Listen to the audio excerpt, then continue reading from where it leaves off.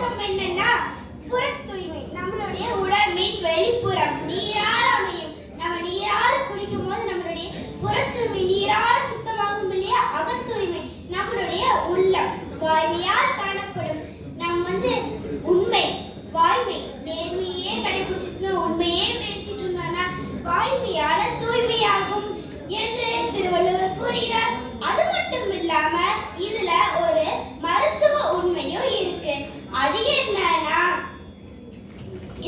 இப்போ நிறைய நோய்கள் வரக்கு என்ன காரணம்? ஸ்ட்ரெஸ், அதாவது மன அழுத்தம் தான் காரணம். நம்ம வாய்மை உண்மை நேர்மையே கடைபிடிச்சிட்டு இருந்தோம்னா ஸ்ட்ரெஸ், அதாவது மன அழுத்தம் நம்மளை விட்டு போயிடும், நம்ம கிட்ட சேராது.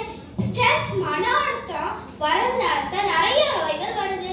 டயாபெட்டிக்ஸ், அதாவது நீரிழிவு, ஹார்ட் டிசீஸ், அதாவது இதய நோய், அது மட்டும் இல்லாம ஒபிசிட்டி, அதாவது உடல் பருமன் எல்லாம் வருது.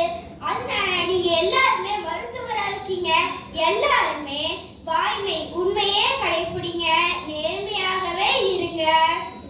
உங்ககிட்ட வர பேஷண்ட்ஸ்க்கு எல்லாத்துக்குமே சொல்லுங்க,